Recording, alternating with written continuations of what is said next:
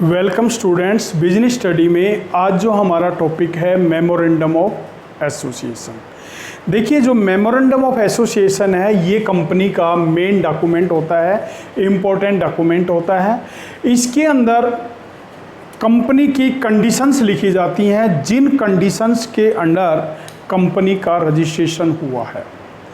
ठीक है, कंपनी को जिस बेस पर इनकॉर्पोरेट यानी रजिस्टर्ड किया गया है, कंपनी के क्या राइट्स हैं, क्या ऑब्जेक्टिव्स हैं, उनको डिफाइन किया जाता है। और एक तरह से ये कंपनी की एक बाउंड्री वॉल होती है जिसके अंडर कंपनी को जो भी एक्टिविटीज़ हैं वो करनी होती है। तो जो मेमोरेंडम ऑफ एसोसिएशन है, क्या हुआ, main documents of the company, जिसमें कंपनी की कंडीशंस जिसके अंडर कंपनी का रजिस्ट्रेशन हुआ है और कंपनी के ऑब्जेक्ट क्या हैं, कंपनी के राइट्स क्या हैं, कंपनी की लिमिट्स क्या हैं, वो डिफाइन की जाती हैं। और ये जो डॉक्यूमेंट है ये एक कंपनी की बाउंड्री का काम करता है जिसके अंडर कंपनी अपनी सभी एक्टिविटी को मेंटेन करती है। तो देखिए, इसमें क्या क्या आता है। इसमें सबसे पहले आता है नेम क्लोज। अब देखिए, नेम क्लोज में आता है कि कंपनी को जब रजिस्टर्ड किया गया है तो कंपनी को किस नाम से जाना जाएगा, यानी कंपनी का नाम क्या होगा। तो और जो कंपनी का नाम है वो हम फ्रीली, यानी selection of the name of company is freely by the persons who incorporate the company. जो कंपनी को इनकॉर्पोरेट करवा रहा है ना, जो कंपनी का कि मतलब मालिक है, वो कंपनी का नाम फ्रीली जो है वो सेलेक्ट कर सकता है कंपनी की मीटिंग में। कंपनी का जो नाम है उसके साथ कुछ कंडीशंस होती हैं कि कंपनी का जो नेम है वो अनडिजायरेबल नहीं होना चाहिए, ऑब्जेक्शनेबल नहीं होना चाहिए। Objectionable by central government, central government के द्वारा ऑब्जेक्शनेबल नहीं होना चाहिए। जैसे मान लो नाम कोई पुरानी हमारी एग्जिस्टिंग कंपनी है, उसका कोई नाम है तो सेम नाम नहीं होना चाहिए, या कोई ऐसा नाम नहीं होना चाहिए जिसमें सेंट्रल गवर्नमेंट को कोई ऑब्जेक्शन हो। दूसरा इसमें आता है कि कंपनी का जो नाम है, जैसे एम्परर, किंग, क्वीन, रॉयल, इस प्रकार के जो नाम हैं इन पर कंपनी ने रिस्ट्रिक्शन लगाई हुई है।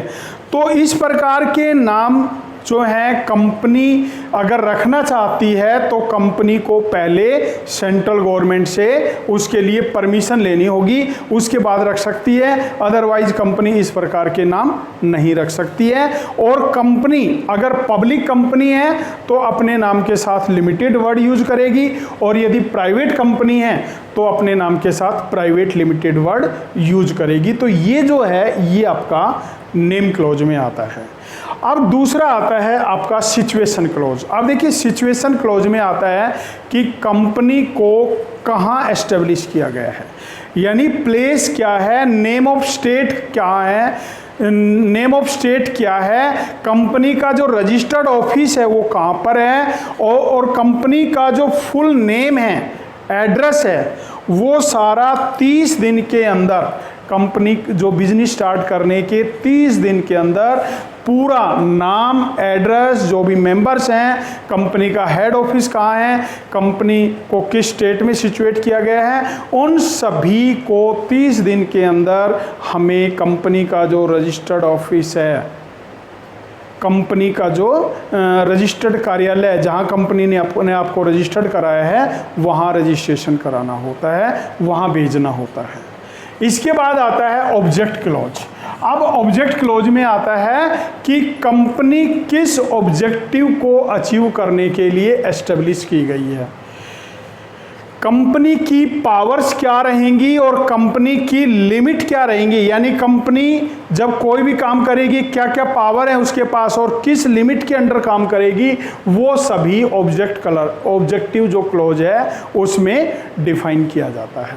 इसके बाद आता है लायबिलिटी क्लोज। अब देखिए, लायबिलिटी क्लोज में क्या है, लायबिलिटी क्लोज में आपका जो पॉइंट आता है लिमिटेड बाय शेयर और लिमिटेड बाय गारंटी।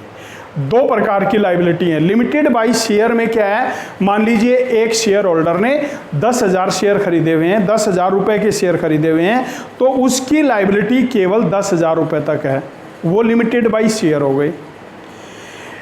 एक शेयर होल्डर को गारंटी दी हुई है एक अमाउंट की कि आपकी लायबिलिटी 1 लाख रुपए तक होगी, आपकी लायबिलिटी 50,000, तो वो लिमिटेड बाई गारंटी हो गई। तो दोनों इसमें मेंशन की जाती है कि किस शेयर होल्डर की जो लायबिलिटी है वो लिमिटेड बाई शेयर होगी और किस शेयर होल्डर की जो लायबिलिटी है वो लिमिटेड बाई गारंटी होगी। कैपिटल क्लोज, अब देखिए कैपिटल क्लोज में क्या आता है, कैपिटल क्लोज में आता है कि कंपनी की मैक्सिमम कैपिटल क्या है, यानी जब कंपनी अपना रजिस्ट्रेशन कराती है तो कंपनी की मैक्सिमम कैपिटल को इसमें मेंशन किया जाता है, एथोराइज कैपिटल को मेंशन किया जाता है, और उस कैपिटल से ज़्यादा कंपनी मार्केट में शेयर इशू नहीं कर सकती है, तो वो आपका कैपिटल क्लोज में आता है। एसोसिएशन एंड सब्सक्रिप्शन क्लोज, ये मेमोरेंडम ऑफ एसोसिएशन का लास्ट क्लोज है। एसोसिएशन एंड सब्सक्रिप्शन क्लोज जो है मेमोरेंडम ऑफ एसोसिएशन का लास्ट क्लोज है।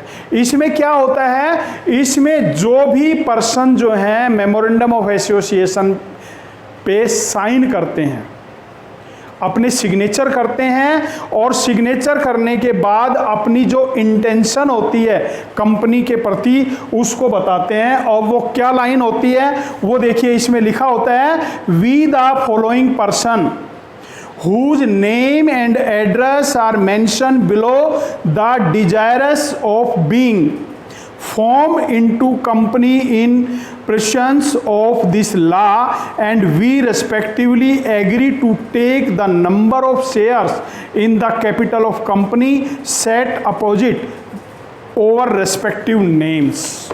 ये जो लाइन है ये कि मतलब वो साइन करते हैं और ये लाइन मेंशन करते हैं, ठीक है। इसके बाद उनके नाम, उनके एड्रेस, उनका ऑक्यूपेशन, किनका, जिन व्यक्तियों ने मेमोरेंडम ऑफ एसोसिएशन पर साइन किए हैं और कितने शेयर खरीदे हैं, वो सभी उसमें मेंशन किए जाते हैं कि जिन व्यक्तियों ने मेमोरेंडम ऑफ एसोसिएशन पर साइन किए हैं उनके नेम क्या है, कहाँ के रहने वाले हैं, उनका ऑक्यूपेशन क्या है और कितने शेयर उन्होंने कंपनी के परचेज किए हैं, वो सभी मेंशन किया जाता है। ओके।